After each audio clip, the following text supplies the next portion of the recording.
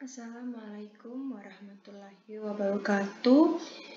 Nama saya Nur Aini Mulyadi, Stambuk 141142121. Saya akan menjelaskan tentang aset tetap dan aset tak berwujud. Nah, jadi aset tetap atau aktiva tetap adalah harta berwujud yang diperoleh dalam bentuk siap atau dibangun sendiri yang harus memenuhi kriteria sebagai berikut. Yang pertama, dimiliki dan digunakan dalam usaha atau yang dimiliki untuk mendapatkan, menagih, dan memelihara penghasilan dengan suatu masa manfaat yang lebih dari setahun. Kedua, tidak dimaksudkan untuk dijual dalam kegiatan normal. Nah, sesuai dengan PSAK nomor 16, suatu benda berwujud diakui sebagai aktiva tetap apabila yang pertama, besar kemungkinan bahwa manfaat keekonomisan di masa yang akan datang yang berkaitan dengan aktiva tersebut akan mengalir dalam perusahaan. Jadi, misalnya seperti hotel yang pendapatannya itu dimasukkan ke dalam pendapatan jasa dalam sebuah perusahaan. Yang kedua, biaya perolehan aktiva dapat diukur secara andal. Nah, perolehan aktiva ini bisa dengan cara dibeli, pembelian aktiva, dan yang kedua, perolehan dengan sewa guna usaha modal. Jadi, aktiva ini bisa juga disewa, diperoleh dengan disewa begitu. Yang ketiga, perolehan dengan pertukaran. Yang keempat, diperoleh dengan membangun sendiri. Yang kelima, diperoleh dari hibah, bantuan, atau pemberian. Nah, pembelian aktiva ini bisa dibeli dalam negeri dan diimpor dari luar negeri. Berikut adalah contoh transaksi pembelian aktiva dalam negeri. Tanggal 1 Januari 2012, PT Sisi membeli kendaraan operasional seharga 200 juta, belum termasuk PPN 10%. Maka jurnal yang dibuat oleh PT Sisi adalah sebagai berikut. Nah, jika PT Sisi adalah pengusaha kena pajak, kendaraannya 200 juta dan pajak masukan itu 10% dikali 200 juta dan kas atau banknya 220 juta. Namun jika PT Sisi adalah non pengusaha kena pajak, maka jurnalnya kendaraan pada kas sebesar 220 juta. Adapun pembelian aktiva atau pembelian impor dari luar negeri, contoh transaksinya, tanggal 1 Januari 2012, PT Sisi mengimpor komputer dari Taiwan dengan nilai impor sebesar 150 juta dan PPN sebesar 10%. Jurnal yang dibuat oleh PT Sisi adalah sebagai berikut. Nah, jika PT Sisi adalah pengusaha kena pajak yang mempunyai API ini adalah angka pengenal impor. Nah, PPN masukannya itu dari peralatan kantor 150 juta dikali 10% sama dengan 15 juta dan PPh-nya 2,5% dikali 150 juta sama dengan 3.750 juta. Sehingga jurnalnya itu peralatan kantor 150 juta, pajak masukan 15 juta, PPh 22 dibayar di muka 3.750 dan kas atau bank 168.750.000. Yang kedua, jika PT Sisi adalah non pengusaha kena pajak namun mempunyai angka pengenal impor, maka harga komputer itu 150 juta dikali 110%, hasilnya 165 juta, dan PPh 22 sama dengan 2,5% dikali 150 juta sama dengan 3.750. Adapun jurnalnya, peralatan kantor 165 juta, PPh 22 dibayar di muka 3.750 dan kas atau bank 168.750. Nah, jika PT Sisi adalah pengusaha kena pajak yang tidak mempunyai API, maka jurnalnya peralatan kantor 150 juta, pajak masukan 15 juta, PPh 22 dibayar di muka 11.250. 11.250 diperoleh dari 7,5% dikali 150 juta. Dan kas yang dibayarkan sebesar Rp176.250.000. Jurnal jika PT Sisi adalah non-pengusaha kena pajak dan tidak mempunyai API. Maka ini jurnalnya itu peralatan kantor 165 juta, PPh 22 dibayar di muka 11.250.000 dan kas yang dibayarkan 176.250.000. 11.250.000-nya itu diperoleh dari PPh 22 sama dengan 7,5% kali 150 juta dan 165 jutanya diperoleh dari harga peralatan kantor berupa komputer 150 juta dikali 110%. Nah, perolehan dengan sewa guna usaha ada dua, yaitu sewa guna usaha dengan hak opsi atau finance lease dan sewa guna usaha tanpa hak opsi atau operating lease. Nah, sewa guna usaha dengan hak opsi yaitu kegiatan SGU, sewa guna usaha, digolongkan sebagai SGU dengan hak opsi apabila memenuhi karakteristik sebagai berikut. Yang pertama, jumlah pembayaran SGU selama masa SGU pertama ditambah dengan nilai sisa barang modal harus dapat menutup harga perolehan barang modal dan keuntungan lessor. Nah, lessor ini adalah pemilik aset yang menyewakan asetnya.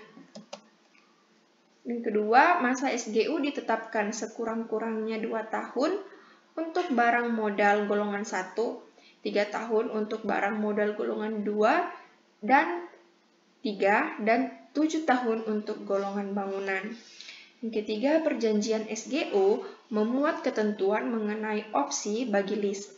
Lease ini adalah orang yang menyewa aset dari lessor. Nah, perlakuan perpajakan untuk lessor dan lease berdasarkan SGU hak opsi itu lessor dan lease keduanya ini dikenakan pajak penghasilan. Untuk lessor, penghasilan sama dengan angsuran pokok ditambah bunga, di mana penghasilan bukan objek PPh 23 tetapi pengenaan pajaknya dilakukan dengan penghitungan akhir tahun dalam SPT tahunan. Adapun beban penyusutan aset tetapnya tidak boleh dikurangkan. Sedangkan untuk lease, beban sewa sama dengan angsuran pokok ditambah bunga, di mana beban sewa ini tidak dapat dikurangkan dan bukan objek pajak PPh 23. Adapun beban penyusutan aset tetapnya tidak boleh dikurangkan. Dan untuk lessor, mekanisme angsuran pajak PPh 25 diatur oleh Undang-Undang PPh. Lessor juga dikenai PPN, yaitu memungut PPN atas penyerahan barang modal kepada lease, sedangkan lease tidak dikenakan PPN. Peraturan perpajakan untuk SGU dengan hak opsi bagi lease. Yang pertama, selama masa SGU, lease tidak boleh melakukan penyusutan atas barang modal yang digunakan yang di-SGU-kan sampai saat lease menggunakan hak opsi untuk membeli barang tersebut. Yang kedua, setelah menggunakan hak opsi untuk membeli barang modal tersebut, lease melakukan penyusutan dan dasar penyusutannya adalah nilai sisa barang modal yang bersangkutan. Ketiga, pembayaran SGU yang dibayar atau terutang oleh lease kecuali pembebanan atas tanah merupakan biaya yang dapat dikurangkan dari penghasilan bruto lease sepanjang transaksi SGU tersebut memenuhi ketentuan kapital lease. Yang keempat, dalam hal masa SGU lebih pendek dari masa yang ditentukan, maka Dirjen Pajak melakukan koreksi atas pembebanan biaya SGU. Yang kelima, lease tidak memotong PPh 23 atas pembayaran SGU yang dibayar atau terutang berdasarkan perjanjian SGU dengan hak opsi. Adapun peraturan perpajakan untuk SGU dengan hak opsi bagi lessor, yang pertama, penghasilan yang dikenakan PPh adalah sebagian dari pembayaran SGU berupa imbalan jasa SGU, yaitu seluruh pembayaran SGU dikurangi dengan angsuran pokok. Yang kedua, leaser tidak berhak menyusutkan atas aset tetap yang di SGU-kan dengan hak opsi. Ketiga, dalam hal masa SGU lebih pendek dari masa yang ditentukan, maka Dirjen Pajak melakukan koreksi atas pengakuan penghasilan pihak leaser. Yang keempat, leaser dapat membentuk dana cadangan piutang tak tertagih yang dapat dikurangi dari penghasilan bruto setinggi-tingginya sejumlah 2,5% dari rata-rata saldo awal dan saldo akhir piutang. Yang kelima, kerugian sebenarnya yang disebabkan piutang yang nyata-nyata tidak dapat ditagih dibebankan pada perkiraan cadangan piutang tak tertagih. Peraturan perpajakan untuk SGU dengan hak opsi bagi leaser. Yang keenam, dalam hal cadangan piutang tak tertagih, tidak seluruhnya dipakai untuk menutup kerugian sebagaimana dimaksud, maka jumlah kelebihan cadangan tersebut diperhitungkan sebagai penghasilan. Sedangkan dalam hal jumlah cadangan tersebut tidak mencukupi, maka kekurangannya diperhitungkan sebagai kerugian. Selanjutnya, atas penyerahan jasa dalam transaksi, SGU dengan hak opsi leaser kepada lease dikecualikan dari pengenaan PPN, tetapi penyerahan barang dari leaser ke lease dikenakan PPN. Kemudian, besarnya angsuran PPh 25 setiap bulan bagi wajib pajak SGU dengan hak opsi adalah sebesar jumlah PPh yang terutang berdasarkan laporan keuangan triwulan terakhir yang disetahunkan dibagi 12. Yang kedua, sewa guna usaha tanpa hak opsi atau operation lease. Nah, kriteria suatu transaksi digolongkan sebagai SGU tanpa hak opsi adalah sebagai berikut. Jika yang pertama, jumlah pembayaran SGU selama periode SGU pertama tidak dapat menutupi harga perolehan aset tetap yang di SGU-kan, ditambah keuntungan-keuntungan yang diperoleh oleh leaser. Kedua, perjanjian SGU tidak memuat ketentuan tentang opsi atau lease. Nah, kedua syarat di atas menandakan bahwa suatu SGU digolongkan sebagai SGU tanpa opsi apabila leaser benar-benar tidak berniat menjual aset tetap tersebut dan hanya ingin menyewakannya saja. Jadi, SGU tanpa hak opsi adalah sewa-menyewa biasa, karena kepemilikan aset tetap masih berada di tangan leaser, sehingga yang berhak menyusutkan aset tetap adalah leaser. Nah, perlakuan perpajakan untuk leaser dan lease pada SGU tanpa hak opsi. Keduanya, leaser dan lease tetap dikenakan pajak penghasilan. Untuk leaser, beban penyusutan aset tetap dapat dikurangkan, dan penghasilan sewa itu berdasarkan dari penghasilan PPh final atau PPh 15 atau PPh 23.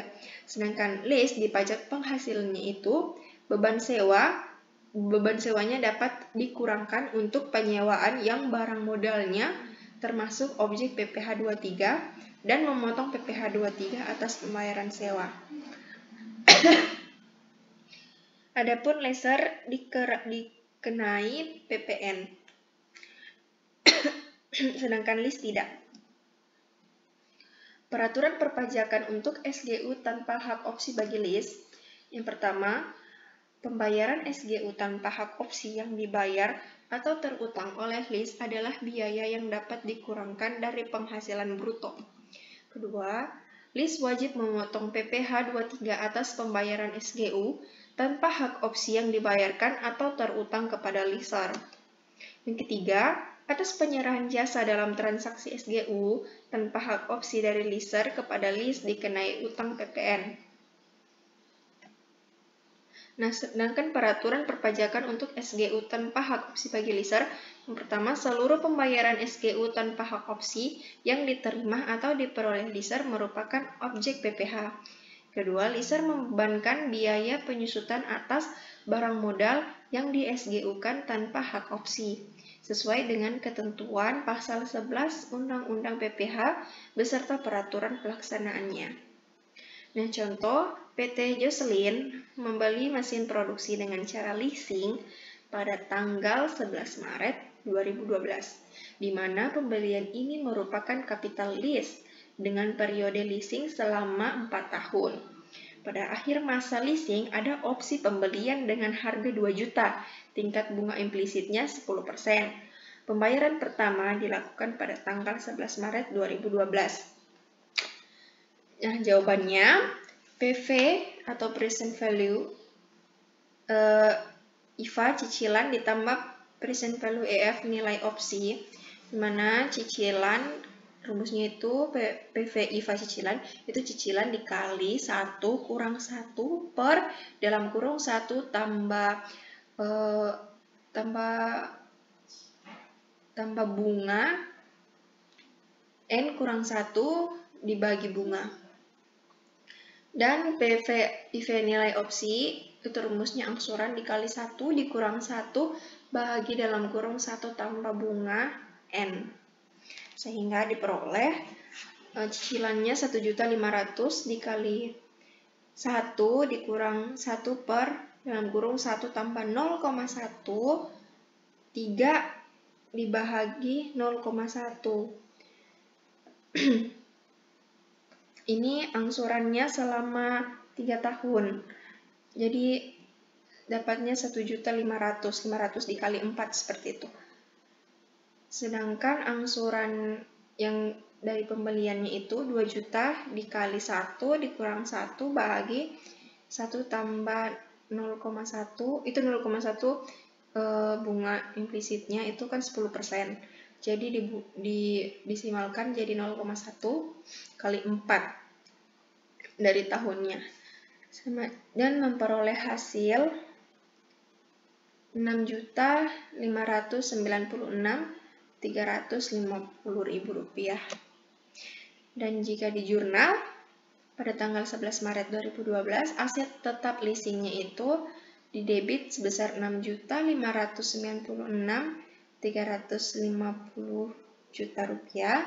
Utang leasing jangka pendeknya 1.374.239,58 rupiah.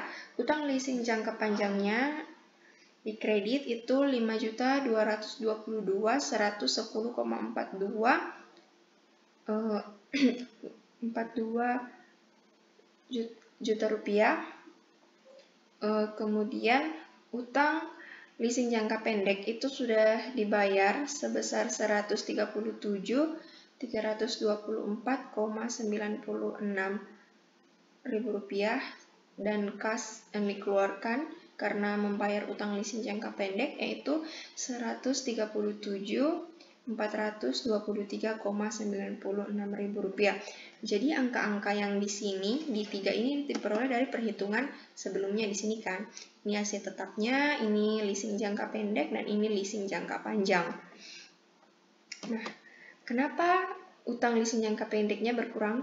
Ini diperoleh dari utang leasing jangka pendek karena kan sudah dibilang di sini dibilang bunga leasing sebesar 10% dari sisa utang. Jadi setiap bulan dia membayar utang leasing jangka pendek dikurangi 10% begitu. Jadi 1.374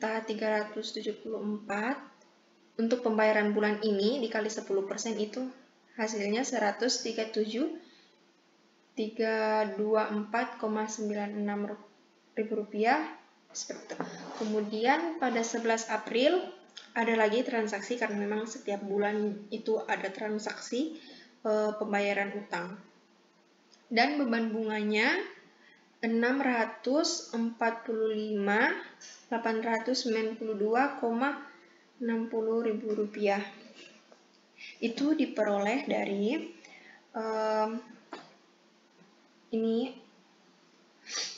itu diperoleh dari 1.374.293,58 dikurangi 137 dan ini dikali 10%. Itu beban bunganya. Kemudian pada tanggal 31 Desember utang leasing jangka panjangnya yang dibayar 1.649.000 Rp87,52.000 dan pelunasan utang jangka utang jangka pendeknya Rp1.649.87,52.000 dan beban penyusutan aset leasing pada akumulasi depresiasi aset leasing sebesar Rp957.572,92 juta. Penghasilan atas leasing ini akan dikenakan PPh badan sesuai tarif pasal 17.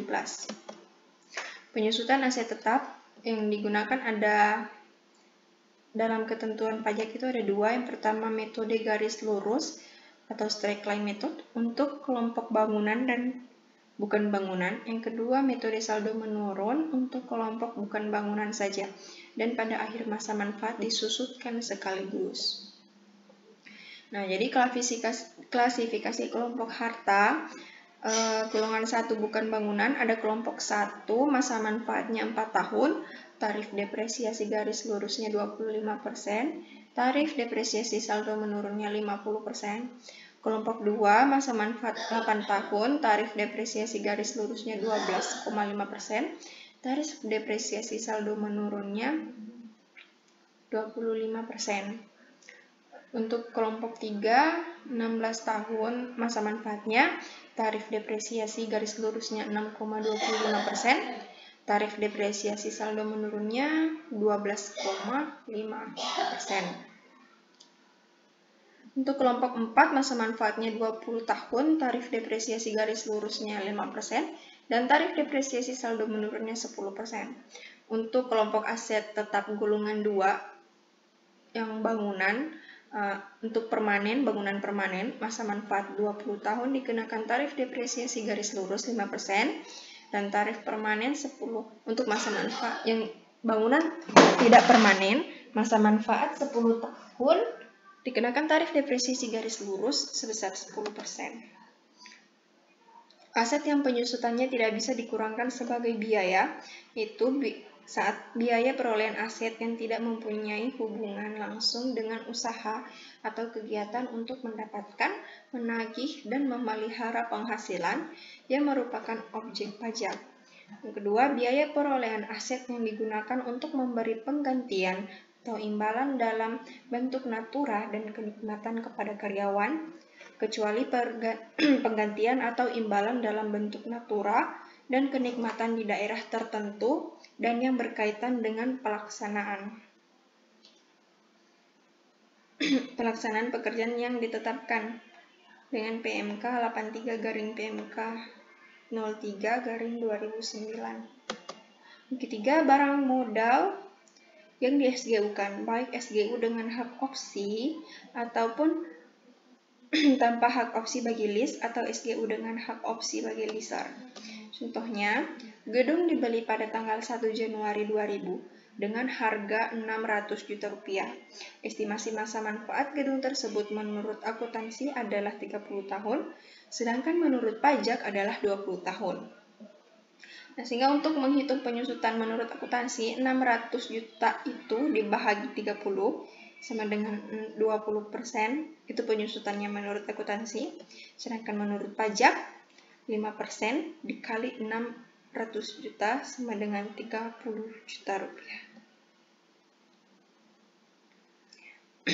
Sehingga jurnalnya, beban penyusutan gedung pada akumulasi penyusutan gedung sebesar 20 juta rupiah. Penghentian aset tetap, ada pertukaran aset tetap dan pelepasan aset tetap. Nah, kita bahas untuk pertukaran dulu. Menurut penjelasan dalam SAK-ETAP yang diatur oleh IAI, apabila aset tetap diperoleh melalui pertukaran dengan aset non-moneter atau kombinasi aset moneter dan aset non-moneter, maka biaya perolehan diukur pada nilai wajar, kecuali transaksi pertukaran tidak memiliki substansi komersial atau nilai wajar aset yang diterima atau aset yang diserahkan tidak dapat diukur secara andal, maka biaya perolehan diukur pada jumlah tercatat aset yang diserahkan. Dan pelepasan aset tetap menurut pasal 16D UU PPN nomor 42 tahun 2009, pengalihan aset oleh PK yang menurut tujuan semula aset tersebut tidak untuk diperjualbelikan dikenakan PPN sebesar 10% dari DPP, kecuali atas penyerahan aset yang pajak masukannya tidak dapat dikreditkan. Kemudian revaluasi aset tetap. Revaluasi aset tetap adalah suatu penilaian kembali atas aset tetap yang dimiliki perusahaan, sehingga dengan harga pasar saat dilakukannya revaluasi tersebut sesuai dengan harga pasar saat dilakukannya revaluasi tersebut. Contohnya, tanggal 31 Desember 2011, PT Ben-Hur menerima surat persetujuan dari Dirjen Pajak untuk melakukan revaluasi aset tetap yang dimilikinya. Berikut daftar aset tetap yang akan direvaluasi. Pertama, tanah yang diperoleh pada Desember 2006 dengan harga perolehan 500 juta dan harga revaluasinya 1 miliar. Kedua, bangunan permanen yang diperoleh pada Januari 2009 dengan harga perolehan 600 juta dan harga revaluasinya 850 juta. Masa manfaat akuntansi sesuai dengan masa manfaat perpajakan. Yang ketiga, mesin produksi yang termasuk pada kelompok 2 diperoleh pada Juli 2009 dengan harga perolehan 100 juta rupiah dan harga revaluasi 200 juta rupiah. Penghasilan sebelum kompensasi rugi pada tahun berjalan sebesar 350 juta rupiah. Rugi fiskal yang belum dikompensasikan adalah sebagai berikut. Rugi tahun 2010 sebesar 150 juta rupiah, rugi tahun 2009 sebesar 125 juta rupiah, dan rugi tahun 2008 sebanyak 115 juta rupiah. Metode penyusutan aset tetap baik akuntansi maupun perpajakan menggunakan metode garis lurus. Jawabannya, di sini kan biaya perolehan tanah 500 juta, biaya perolehan bangunan 600 juta. Akumulasi penyusutannya itu 600 juta dikali 3 bahagi 20, sehingga memperoleh jumlah 510 juta rupiah. Biaya perolehan mesin 100 juta dan penyusutannya 31.250 diperoleh dari 100 juta dikali 30 bahagi 12 kali 8 sehingga hasilnya 68,750 juta rupiah. Sehingga nilai tercatat aset tetap atau nilai buku fiskalnya 1.078.750.000 rupiah. Nah, harga pasarnya itu harga revaluasi gitu 1 miliar ditambah 850 juta ditambah 200 juta sama dengan 2 miliar 50 juta rupiah. Sedangkan nilai dikurangkan nilai buku fiskalnya 1 miliar 78.750.000 rupiah sehingga memperoleh selisih lebih sebanyak 971.250 juta rupiah. Dari jumlah tersebut dikenakan PPh final 10% sehingga menjadi 97.125.000 rupiah. Jurnalnya, tanah sebesar 500 juta di debit, bangunan 250 juta di debit, akumulasi penyusutan bangunan di debit 90 juta, mesin 100 juta di debit, akumulasi penyusutan mesin 31.250.000 rupiah di debit, dan surplusnya di kredit sebesar 971.250.000 rupiah. PPh final atas revaluasi aset tetap di debit sebesar 97.125.000 rupiah dan kas yang dibayarkan adalah sebesar 97.125.000 rupiah. Aset tidak berwujud adalah aset non-moneter yang dapat diidentifikasi dan tidak mempunyai wujud fisik. Ciri utama aset tak berwujud ialah berupa benda yang tidak dapat dilihat dan dipegang. Entitas dapat mengakui aset tak berwujud apabila, yang pertama, kemungkinan entitas akan memperoleh manfaat ekonomis masa depan dari aset tersebut dan biaya perolehan aset atau nilai aset tersebut dapat diukur dengan andal. Nah, contoh aset tak berwujud seperti hak paten, hak cipta, merek, goodwill, waralaba, dan harga perolehan aset tak berwujud itu harga beli termasuk biaya impor dan pajak. Yang kedua, biaya-biaya yang dapat didistribusikan secara langsung dengan mempersiapkan aset hingga siap digunakan sesuai dengan tujuannya. Tarif penyusutan aset tak berwujud untuk kelompok 1 dengan masa manfaat 4 tahun, tarif depresiasi garis lurus dikenakan sebesar 25% dan tarif depresiasi saldo menurun dikenakan sebanyak 50%. Untuk kelompok 2 dengan masa manfaat 8 tahun, tarif depresiasi garis lurusnya 12,5%, sedangkan tarif depresiasi saldo menurun 25%. Untuk kelompok 3 dengan masa manfaat 16 tahun, dikenakan tarif depresiasi garis lurus sebanyak 6,25% dan tarif depresiasi saldo menurun sebanyak 12,5%.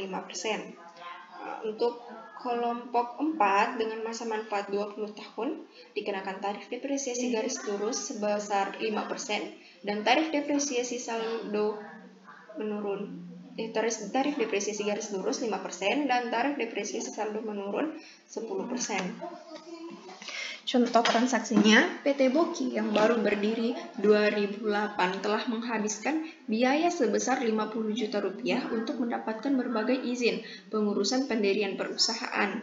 Biaya tersebut diperlakukan sebagai aset lainnya dan memiliki masa manfaat 5 tahun, sehingga oleh perusahaan diamortisasi dengan metode garis lurus. Jawabannya, penyusutan menurut akuntansi 50 juta dibagi 5 sama dengan 10 juta rupiah. Menurut pajak, 25% dikali 50 juta sama dengan 12,500 juta rupiah. Sehingga untuk jurnalnya, saat mengeluarkan biaya, itu aset lainnya pada kas sebesar 50 juta rupiah dan pada tanggal 31 Desember 2008, beban amortisasi pada aset lainnya sebesar 10 juta rupiah. Contoh kedua, PT Hercules pada tanggal 1 Januari 2012 mengeluarkan uang sebesar 200 juta, belum termasuk PPN dan PPh 26, untuk memperoleh waralaba dari McDowell Pin selama 4 tahun. Jawabannya, PPN-nya 10% dari 200 juta sama dengan 20 juta rupiah dan PPh pasal 26 20% dikali 200 juta rupiah sama dengan 40 juta rupiah. Penyusutan menurut pajak dengan metode garis lurus 25% kali 200 juta rupiah sama dengan 50%. Nah, kenapa dia 25%? Itu karena masa manfaatnya itu 4 tahun. Sudah dijelaskan tadi bahwa tarif depresiasi menurut metode garis lurus apabila masa manfaatnya 4 tahun, maka persentasenya itu 25%. Sedangkan menurut metode saldo menurun, tahun pertama itu 50% dikali 200 juta rupiah sama dengan 100 juta. Tahun keduanya 50% dikali 100 juta sama dengan 50 juta rupiah. Tahun ketiganya 50% dikali 50 juta rupiah sama dengan 25 juta rupiah. Dan tahun keempatnya 25 juta rupiah. Kalau dihitung ini sama sih, hasilnya 200 juta. Sehingga untuk jurnalnya pada tanggal 1 Januari 2012, waralaba 200 juta rupiah dan pajak masukannya 200 juta rupiah di debit, utang PPh 26 dikredit sebesar 40 juta dan kas dikredit sebesar 180 juta rupiah. Untuk tanggal 31 Desember 2012, beban amortisasi waralabanya sebesar 50 juta rupiah. Ini sama ya, karena sama dia punya jurnal untuk tahun 2012 sampai 2015 karena yang digunakan adalah metode garis lurus. Jadi bebannya itu akan begitu terus sampai habis masa manfaat itu sebanyak 4 tahun. Terima kasih. Sekian materi dari saya. Lebih dan kurangnya saya mohon maaf. Wabillahi taufiq wal hidayah. Assalamualaikum warahmatullahi wabarakatuh.